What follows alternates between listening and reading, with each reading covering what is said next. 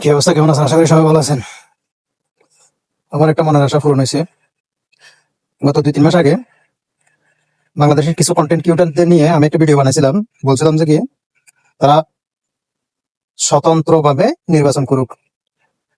তার ভিতরে শওকত ভাই, বিআরএস ফাউন্ডেশনের প্রতিষ্ঠাতা শওকত ভাই, তারপরে জুয়েল ভাই, মোজাহির ভাই, তারপর যাই 360 ডিগ্রি সৌদি আরবের যে প্রবাসী ভাইটা আছে পাবনার, তারপরে যাই রহিম মানিক, তারপর যাই স্বপ্না স্বপ্না খাতুন যশোরের।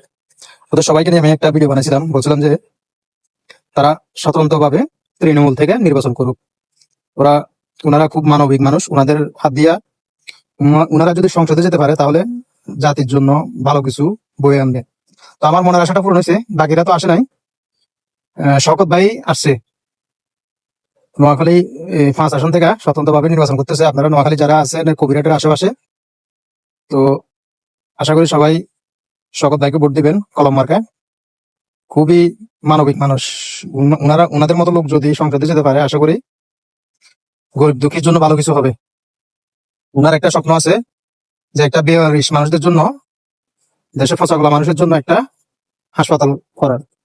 তো আশা করি আপনারা সবাই ওনার পাশে থাকবেন, ওনাকে সাপোর্ট করবেন। আর এখন উনি কিছু ফান্ড কালেকশন করতেছে। উনি কারো কাছে চায় নাই, যাদের ইচ্ছা মন চায় ওনারা সহযোগিতা করতে পারেন শওকত ভাইকে। ভালো থাকবেন সবাই।